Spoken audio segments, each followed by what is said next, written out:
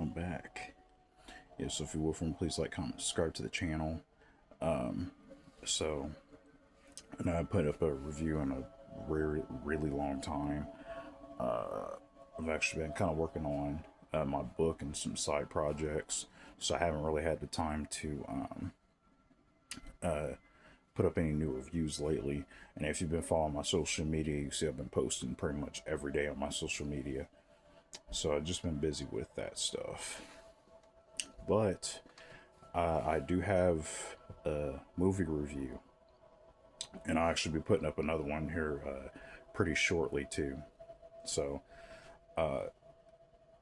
hopefully I can get to watch Supergirl here too, so I can review that also.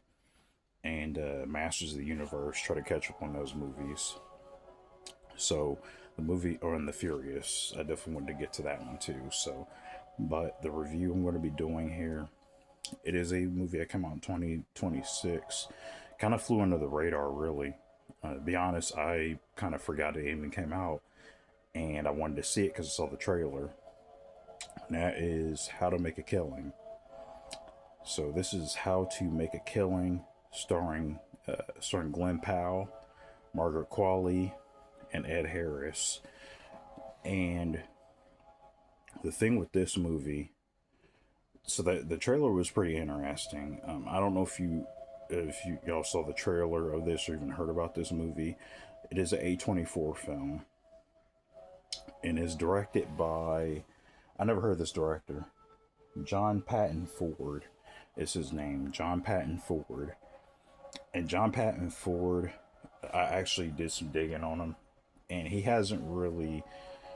mostly directed a whole bunch of music videos. He didn't really direct much.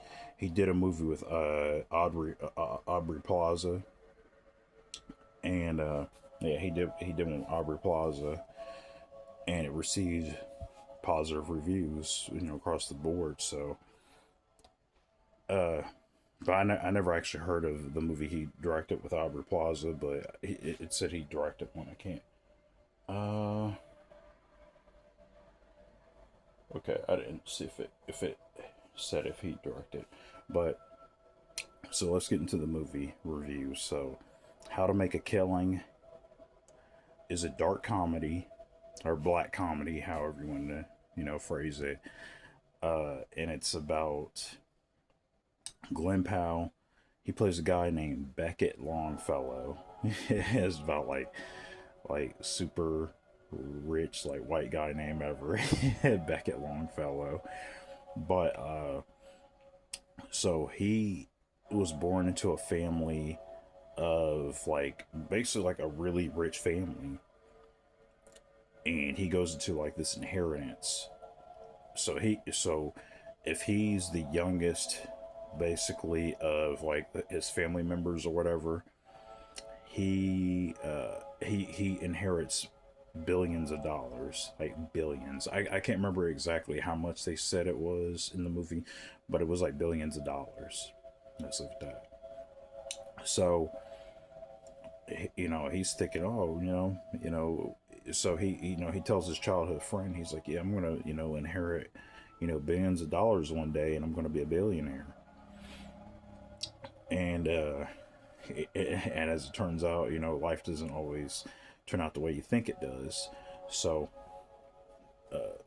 they basically basically kind of shove his little ass off to an orphanage, the family does, and they take the inheritance for themselves. So Glen Powell has to come back and reclaim what was supposed to be his. And this is after his mom had died. His mom had passed away.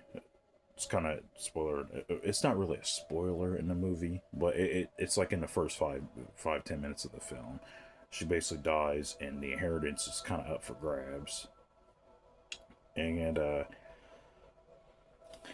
of course, as the movie says, he's like, well, the movie. Well, I guess Beckett just kind of looks at it like, well, there's only one way to get that inheritance back, to get the inheritance that's rightfully mine. It's, just start killing family members. So, and then we got our movie. Um, I do like this. So one thing I really like about this movie is the premise. I think the premise sounds amazing. Like if you want like a good dark comedy, this has like the settings, or it kind of has the setting or the premise or the setup for a dark comedy. And I think this is where I do like A24, where they shine, is their unique films, like their unique premises, which I really thoroughly like enjoy, especially from the trailer. I was like, man, this actually looks really good. Glen Powell, he's amazing. The cast is really good in here. Margaret Qualley, who she plays his childhood friend, and she's devious.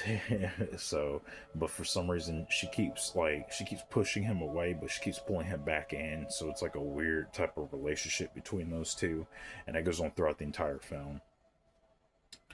This girl who plays the other love interest, what's her name? Jessica Henwick, right? Yeah, Jessica Henwick is the other is sort of the other kind of love interest too. And there's a whole thing with those two.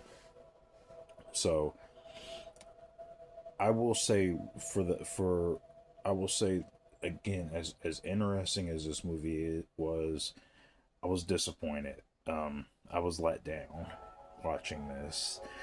Uh, like if I had to name like my biggest disappointing films of the year, this is one of them.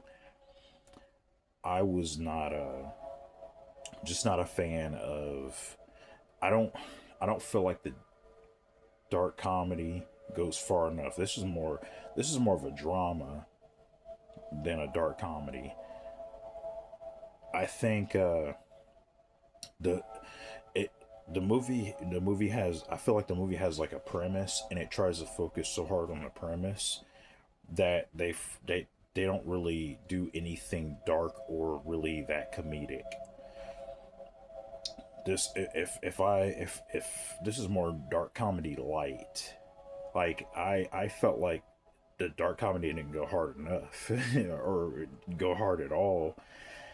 Like when characters are when characters are getting killed, it feels like they kind of they kind of skim through it real fast, because at the beginning of the movie, Glen Powell's character, he's narrating the entire thing. So I don't want to do too many spoilers because the movie just kind of came out not that long ago. But the whole the entire movie is being narrated by his character, uh, and he's telling this to a priest. So you could probably put together what may be happening here. And this is at the very beginning of the film. This is like the opening of the film. But I just don't feel like I feel like this is tries to be too much of a drama, especially for it to be the type of film that it's aiming to be. I don't think you can be a drama and be a dark comedy at the same time. I think you have to like with dark comedies. I feel like you have to uh, you have you have to go hard or you got to go home. That's that's all you got. So the whole time I was watching the movie, I was a little bored. Like I said, the dark comedy, it's just not. It's so light, and it just doesn't work for me. Now I'm pretty sure there's people who watch this and they'll enjoy it. I think I saw a couple reviews when I was looking for the movie on Google, so I can have the synopsis and everything ready. Uh, or well, not synopsis. I knew the synopsis, but like the characters and the cast and stuff. There's a couple people who said they actually liked the movie. So if you're, I think if you're into dark comedy, because I love dark comedies, but this just didn't do it for me. I don't. I've seen some really good dark comedies, like Observe and Report with Seth Rogen and Anna Faris. amazing film. Really underrated too, where he played a mall cop. Really good dark comedy. If you want like a really hardcore dark comedy, that's a little uncomfortable. Observe and Report is where it's at. Or we can go old school. You know, Heather's with Christian Slater and Winona Ryder. So those are just prime examples of just good like dark comedies. Uh, Not the Rosamund Pike one that came out a few years ago. That movie was kind of disappointing. Yeah, that movie shifted gears kind of weird. But yeah, I'm just a huge fan of dark comedy, and I just don't. I felt like this movie should have went a little bit harder than what it did. Uh, like I said, the acting's good in here. The production value is pretty nice. For I mean, A24 is getting kind of big now. I mean, they've been dropping a ton of movies lately. So, um, and and and bizarrely enough, the next film I'm going to review is another A24 film that I was looking forward to. But yeah, this movie I'm going to give it a low recommend. Um, this is definitely a low recommend film.